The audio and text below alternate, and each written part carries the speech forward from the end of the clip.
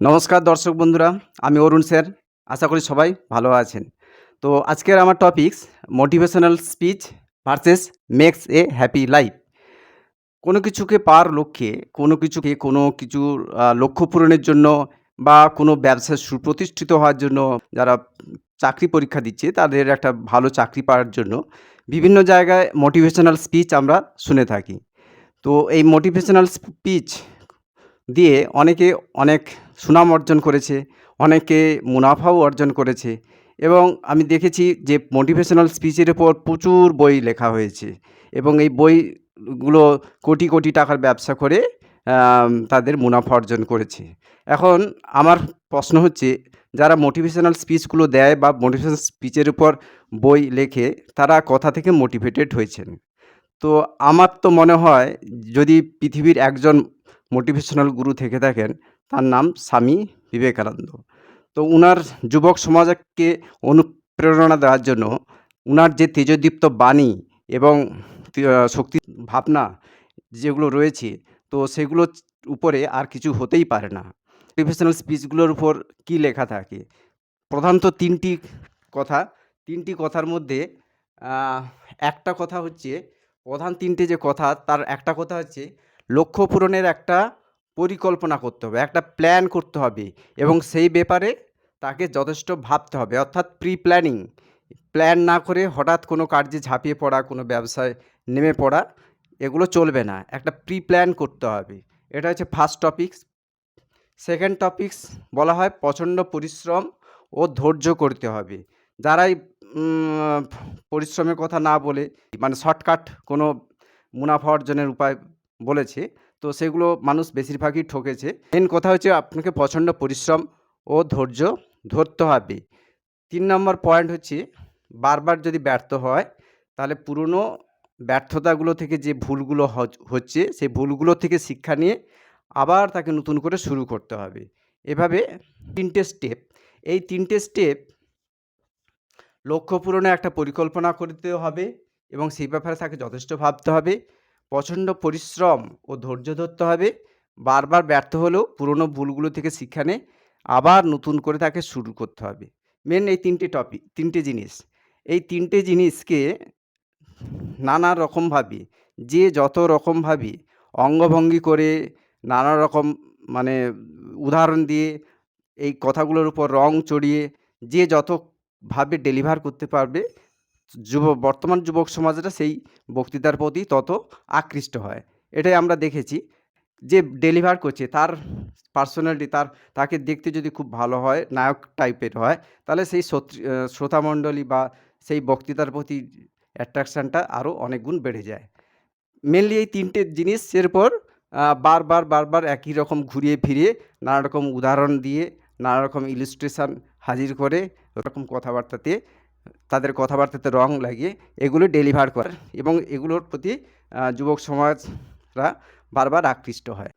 আমরা যদি খুব ভালোভাবে পর্যবেক্ষণ করি, তাহলে আমরা দেখতে পাই যে এই মোটিভেশনাল স্পিচগুলি কারা শোনে?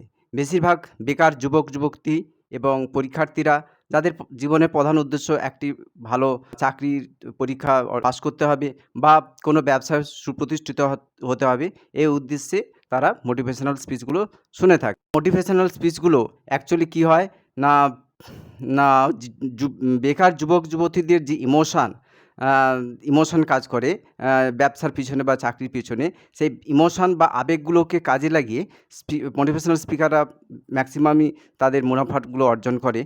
তো দেখা যায় যে এই মোটিভেশনাল স্পিচগুলো যাদের উদ্দেশ্যে ডেলিভার করা হয়, তাদের প্রায় 5% সাকসেস হয় এবং বাকি 95%রা লক্ষ্য অর্জন করতে না পেরে, চাকরি বাকরি না পেয়ে, ব্যবসায় ফেলিওর হয়ে নিজের জীবনকে ঘৃণা করতে শিখেছে এবং একটা মানসিক অশান্তির শিকার হয়েছে, হতাশাগ্রস্ত হচ্ছে। এটা ঠিক ডিয়ার লটারির মতো। প্রত্যেকটা খেলাতে কোটিপতি হবেন একজন, আর বাকি সমস্ত যে কোটি কোটি মানুষেরা নিজেদের টাকা খরচ করে টিকিট কাটছেন, তারা দিনের পর দিন অশান্তির শিকার হচ্ছে। সেই ডিয়ার লটারিতে কী করা হয়, ওই পেপারে অ্যাডভার্টাইজ দেওয়া হয় যে তুমিও কোটিপতি হতে পারবে।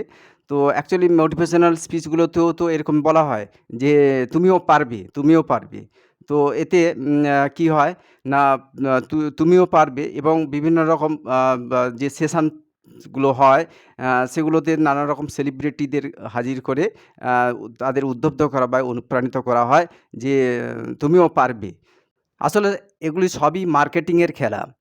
আমার প্রিয় বেকার যুবক ভাইরা, তোমাদের আবেগকে আর খেলতে দিও না। এতে তোমাদের আবেগকে কাজে লাগিয়ে অনেকে মুনাফা অর্জন করে। কিন্তু তোমাদের অ্যাকচুয়ালি কিছুই হয় না। তোমাদের ভিতরে রয়েছে তো এক অসীম শক্তি, অসীম সম্ভাবনা।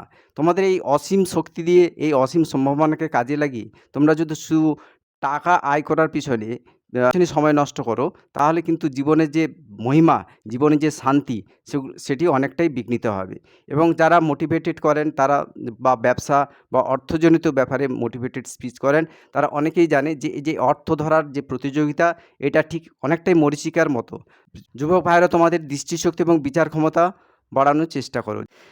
কোনো কথা যদি কোনো ধর্মপ্রাণ ব্যক্তি ডেলিভার করে, বলে, তাহলে তার কথার কোনো ভ্যালু দেওয়া হয় না। অথচ ওই একই কথা কোনো সেলিব্রিটি যদি ডেলিভার করে, তাকে যুবক ভাইরা অনেক গুণ মূল্য দেয়, ভ্যালু দেওয়ার চেষ্টা করে।